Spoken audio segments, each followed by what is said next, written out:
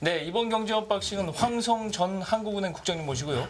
동북아 3국의 환율 안정과 미국채 금리에 관련된 영향 알아보겠습니다. 국장님 어서 오세요. 네, 안녕하세요. 예, 네. 국장님 안녕하세요. 네. 오늘 주제가 그러니까 동북아 3국 한중일의 네. 환율 안정 노력이 미국채에 네. 어떤 영향을 끼치는가 이제 요걸 주제로 갖고 오셨는데 네. 시작을 그린스펀의 수수께끼에 대한 어떤 현상. 아, 그린스폰까지 거슬러 올라가네. 네, 거기서부터 좀 시작을 하는 걸로 되어 있는데요. 네. 그린스펀의 수수께끼 저도 들어는 봤는데 정확히 잘 알지는 못하거든요. 요 부분부터 말씀해 주실까요? 네, 이거를 이해하려면 한 20년 전의 시기로 그렇죠. 가야 될 것 그린스폰이 같은데요. 혈도가 시기죠. 미 연준이 99년도에 이제 IT 버블이 막 생겼고요. 네. 그다음에 아시겠지만 2001년도에 9.11 테러가 나가지고 그 미국이 금리를 상당히 완화적으로 운영을 했거든요. 네. 그 이제 그 과정에서 돈이 많이 풀려가지고 그게 이제 유동성이 이제 인플레이션 압력으로 작용을 했어요. 그러면서 2004년 6월부터 이제 미국이 금리를 올리기 시작했는데 그 금리를 무려 425bp를 정책 금리를 올렸습니다. 그래서 5.25까지 올렸는데요. 이 기간 중에 미국의 그 장기 그 10년 그 금리는 고작 57bp 정도밖에 안 올랐어요. 그러니까 왜 이렇게 장기 금리가 안 올랐을까? 기준금리를 그렇게 움직이는데도. 맞습니다. 네. 네. 그 코난드럼 그때 유명한 용어였죠. 예, 그렇죠? 그래서 이제 그 그림스펜이 그 미국 상원 그 은행위원회 가지고 이제 이 얘기를 받고 나 잘 모르겠다 수수께끼 같다. 라고 한 게 이제 그 오늘의 그 그림스펜 수수께끼 영어로 하면 커런드럼이라고 얘기하는데요. 그렇게 얘기가 된 겁니다. 근데 그 이 이유가 한참 후에 좀 밝혀졌어요. 결국은 그 이제 이건 주로 중국 사실은 위주로 얘기를 할 수밖에 없는 건데 어쩌다 한중일 이 삼국이 이제 막대하게 무역 수지 흑자를 냈고요. 그다음에 이제 자본시장 개방을 하면서 자본 유입이 많이 됐기 때문에 이 자금들을 대부분 미 국채로 투자를 한 거예요. 그렇죠. 그래서 그 2004년에서 2006년 회계연도 기준을 봤을 때 미국 국가 부채가 한 1조 7천억 달러 정도 늘어났거든요. 근데 이때 우리 그 한중일 삼국이 미국채 순 투자가 무려 3,100억 달러였습니다. 계속 수요가 있으니까. 네, 이 중에서 이제 중국이 2,400억 불 정도니까 이 전체 이 순 투자 규모가 미국 국가 부채 증가액이 한 18% 정도를 차지하고 있습니다. 그러니까 이렇게 금리를 올렸음에도 불구하고 이렇게 견조하게 미국 국채 수요가 있으니까 금리가 잘 올라가지 않았던 것이었죠. 그렇죠. 그렇죠. 네네. 근데 뭐 저 한중일 3국이 가진 미국채 총량이 제가 보기에는 3분의 2 이상 되지 않을까요? 그죠? 미국채가 해외 계산을 발행하는 상당히 됩니다. 그죠? 왜냐하면 제가 외환 보기에는- 보유고가 예. 지금 1, 2, 3, 2. 중국이 1등이고 예. 일본이 2등이고 저희가 9위거든요. 9위인데 예. 예, 좀 그러니까 떨어졌지 당시에는 좀 순위가 더 위인 맞습니다. 걸로 상당한 보이는데. 규모를 갖고 있다고 볼 수 있습니다. 그렇다면 2021년 이후에 이 한중일 3국의 통화 정책 스탠스하고 이 환율을 좀 정리를 해볼 필요가 있을 것 같은데. 예, 지금은 오히려 정반대 현상이 벌어지고 있어요. 그러니까 이제 미국이 그 작년 3월부터 정책 금리를 또 계속 올려서 525bp 정도 인상을 했거든요. 그렇죠. 근데 이 기간 중에 그 미국채 장기 금리가 약 300bp 정도 올랐으니까 네. 이전에 아까 말씀드렸던 그러네요. 그 기간에서 훨씬 많이 올랐잖아요. 그렇죠. 그런데 오히려 그 이 한중일 삼국은 오히려 미국채를 오히려 순 매도를 했습니다. 아, 그래서 이 이유를 좀 알려면은 사실은 이 삼국의 통화정책 스탠스를 먼저 좀 이해해 볼 필요가 있어요. 예. 우선 중국의 경우에는 그 이 팬데믹 때문에 저 경제가 상당히 셧다운하면서 굉장히 어려워졌고요. 그다음에 그 부동산 위주로 이제 정책을 하면서 이게 이제 한계가 왔지 않습니까? 네. 그래서 지금 경기가 되게 둔화되고 있기 때문에 그 2019년 7월부터 정책 금리를 좀 내리기 시작했거든요. 네. 그래서 4.31%에서 지금 3.45%로 오히려 86bp 지금 인하된 상태입니다. 거꾸로. 그러니까 이거는 그만큼 그 중국 경제가 좀 어렵다는 것을 반증하고 있는 그렇죠. 것인데요. 그 사실 요거 지표 말고도 그 중국의 통계 중에 좀 핵심적인 게 청년층의 그 실업률이에요. 그 작년 6월에 무려 21.3%를 찍었는데 그 이후에는 공부를 발표를 안 안 하고 하고 있습니다. 과연 안 하죠. 예. 네. 예. 더 심각해졌다는 얘기예요, 사실. 네, 사실 그거가 얼마나 경제 어렵다는 것을 이제 반증해주고 있다 이렇게 볼 수 있는 것이고요. 그다음에 일본의 경우에도 이제 그 YCC라고 해가지고 그 일드 커브 컨트롤이라는 정책을 써서 장기 금리를 이제 1%로 묶고 있지만 그렇죠. 지금 그 단기 금리는 마이너스 0.1%로 지금 계속 초완화적으로 지금까지 운영을 하고 있거든요. 그렇죠. 그다음에 이제 우리나라는 그간에 좀 금리를 올리긴 했습니다만은 어쨌든 금년 1월 달에 3.5%까지 올리고 지금 11개월째 동결을 하고 있어요. 네. 이제 우리 경기가 좀 어려워질 것을 예상해가지고.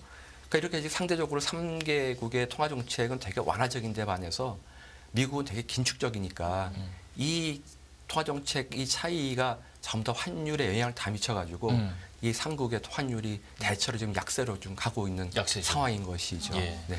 약세에 대해서 뭔가 방어를 하고 있는데 이것도 한중일이 조금씩 다를 것 같아요. 이 부분은 어떨까요? 그러니까 이게 그 사실 환율이라고 하는 것이 특히 이제 중국하고 일본 뭐 저희도 마찬가지입니다만은 지속적으로 약세를 가기가 어려워요. 왜냐하면 일본은 어쨌든 지금 기축 통화로서 역할을 하고 있고 그다음에 이제 중국 위안화의 경우에는 또 국제화를 추구하고 있는데 만약 이 통화들이 지속적으로 약세가 된다 그러면은 그러면 그 나라의 경제에 대한 신뢰를 갖기 어렵거든요. 그렇죠. 통화에 대한 신뢰가 예. 갖기 어려우면 자기들이 추구하는 어떤 그런 국제화나 또는 기축 통화의 역할을 수행하기가 어려워요. 그러니까 뭐 단기적으로는 좀 움직일 수 있지만 기초적으로는 사실은 그렇게 약세를 가기가 쉽지가 않은 그런 구조인 것입니다. 그래서 이제 그 시장 안정을 위해서 노력을 많이 하고 있는 것이고요. 그다음에 그 최근에 그 보면 미국을 제외하면 다 그렇게 경제가 좋지는 않거든요. 그러니까 해외 수요가 그렇게 좋지가 않아요. 그러니까 환율을 약세로 가져간다 하더라도 그렇게 뭐 수출 증가 효과가 그렇게 크게 눈에 보이게 나타나지 않거든요. 오히려 물가 상승이나 자본 유출 같은 그런 그 부작용만 너무 크기 때문에 그렇죠. 그래서 이제 적극적으로 그 환율을 안정적으로 관리하려는 그런 요인들이 다 있는 것입니다. 환율 방어. 이게 이제 환율 방어 사실 그 돌이켜 보면 엔화가 지금 140, 150m대까지 가는 약세는 네, 네, 사실은 이례적인 거예요. 원래는 더 잘 아시겠지만 보통 엔화 그러면 한 110, 120에서 약간 컨센서스가 형성되어 있는 네, 네. 그런 통화잖아요. 네. 그게 유지가 돼야지 주요 기축 통화로서의 활약을 기대해 볼 수 있는 거고. 아마도 그렇게 기대를 할 것입니다. 다른 통화들도 마찬가지고. 네, 네. 그렇지 않다 보니까 이제 이 얘기를 말씀하시는 건데 네. 환율 방어를 해야 된단 말이에요. 이 돈은 어디서 나올 거예요, 이걸? 그래서 이게 사실 이 곳간에서 이식 난다고요. 네. 결국은 자기가 갖고 있는 돈이 좀 있어야 그죠. 환율 일단 방어도 외환 보유고가 있어야 될 거 아니에요. 할 수 있는데 네. 결국은 갖고 있는 외환 보유고로 이제 그걸로 환율을 방어할 수밖에 없는 거거든요. 그렇지. 그런데 이제 아까 말씀드렸죠. 중국이 이제 그 외환 보유고 일본, 한국이 되게 많이 갖고 있잖아요.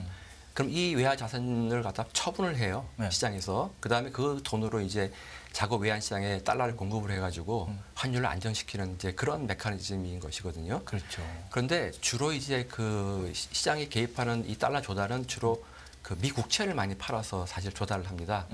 왜냐하면 유동성이 워낙 좋은 시장이다 보니까 대체로 그 국채를 팔아서 이제 그 달러를 조달하는 그런 구조이거든요.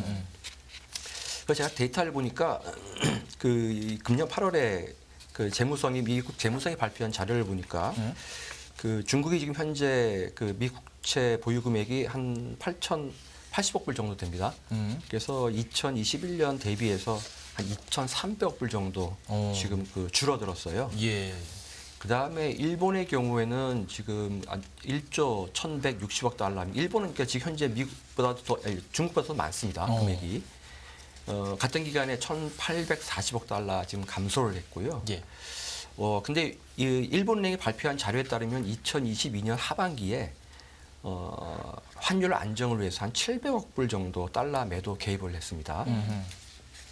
그 대체로 이제 아까 말씀하신 140에서 145엔 정도를 이제 좀 방어를 하려고 돈을 쓴 것 같고요. 근데 우리나라의 경우에도 1,180억 불 정도 갖고 있는데 같은 기간 대비해서 130억 불 정도 줄어들었습니다. 그다음에 우리나라의 경우도 한 2021년부터 이제 금년 상반기까지 대략 한 680억 달러 정도 달러 매도 개입을 한 것으로 이렇게 지금 그 한국은행 자료 보면 나타나고 있거든요.